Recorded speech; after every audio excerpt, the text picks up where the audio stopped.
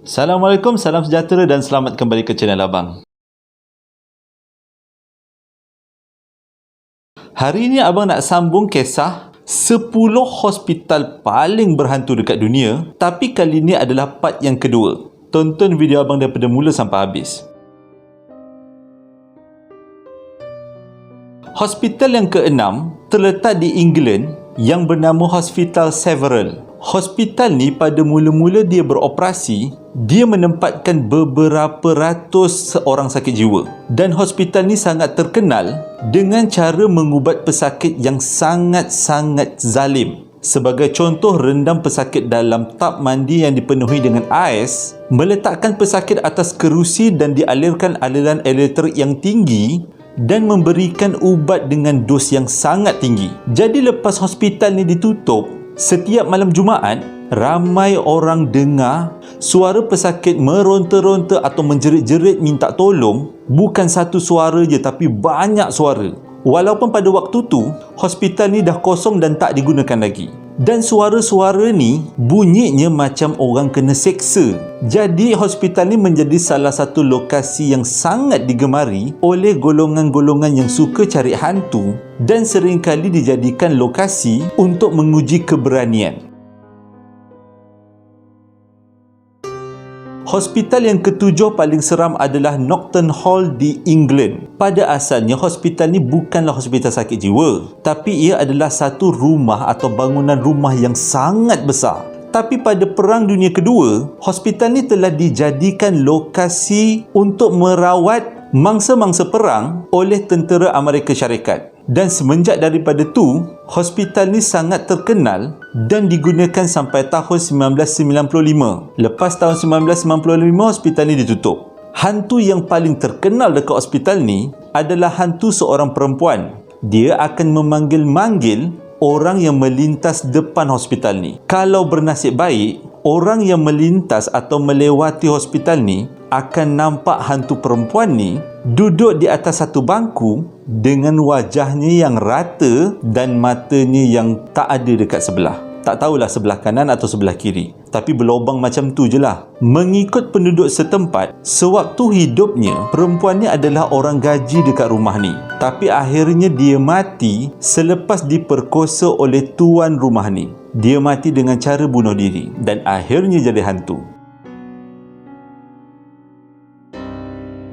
Hospital yang ke-8 terletak di Kanada yang bernama Tranquil Sanitarium. Hospital ni terkenal sebagai pusat untuk merawat orang-orang yang terkena penyakit TB ataupun penyakit batuk kering. Ia telah beroperasi pada tahun 1907 dan ditutup pada tahun 1950. Hantu yang terkenal dekat hospital ni, ada orang nampak hantu tu macam budak kecil, boleh kata macam toyol lah, berlari-lari di sekitar hospital. Dan ada juga yang nampak hantu kecil-kecil ni bergayut-gayut dekat pokok-pokok besar di sekitar hospital. Selain daripada hantu kenet ni, orang selalu nampak berbola api berlegar-legar di kawasan hospital.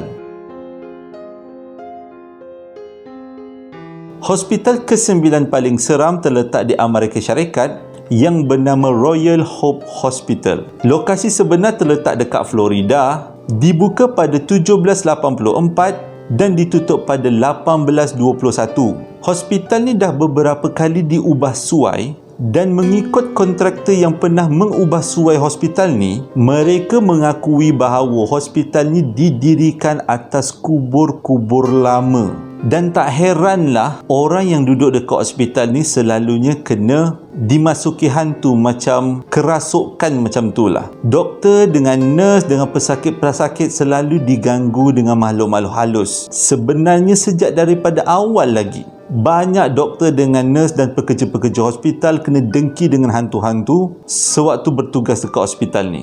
Yang paling famous adalah barang-barang jatuh ataupun peralatan-peralatan hospital yang jatuh dengan sendiri.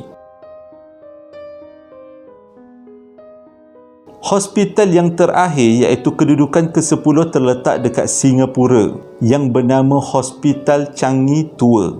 Dibuka pada tahun 1935 dan pernah menjadi pusat tahanan tentera untuk menyeksa tahanan-tahanan perang. Tidak dapat dipastikan bila sebenarnya hospital ini tutup, tapi sampai sekarang bangunan itu terbengkalai, dan disebabkan terbengkalai itulah ia menjadi pusat pengumpulan hantu-hantu.